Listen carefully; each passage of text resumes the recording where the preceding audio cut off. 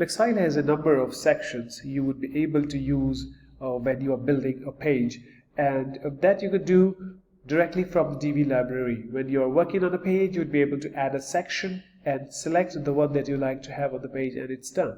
So let's take a quick look at some of these, and you'll be able to figure it out for the rest of the layouts. Assume that you would like to have pricing table. So pricing table is something we use most often on websites, and we have these options for your pricing table. So let's say you like to go for pricing table 2. This number represents the name in the Divi library. So this is an about page, and we like to have the pricing table here. So for adding a section, this blue color button, this represents a section, and then click on add from library. At this point of time, you need to type here pricing, and our pricing table was, as you can see here, number, let's say we go for number 2. So pricing table 2.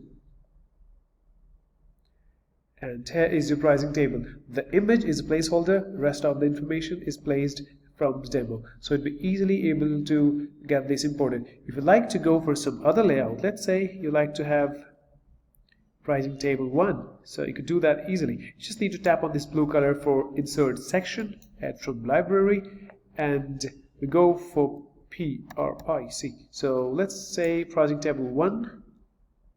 Here's our pricing table. So this is the way we use the pre-built sections. You will be easily able to call the sections by the name, and the name is available right at the top of each section. And this applies to a lot of elements like gallery, number counters, portfolio, pricing table, and all of these. So let's say you'd like to include a content section here.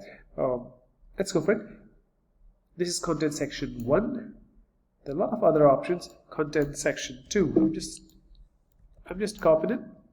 This looks nice. We can have it on a page. So in order to get it, you just need to click on this blue plus button that will add a section. And here we'll click on add from library and just paste or just type the name content section 2, and here it is.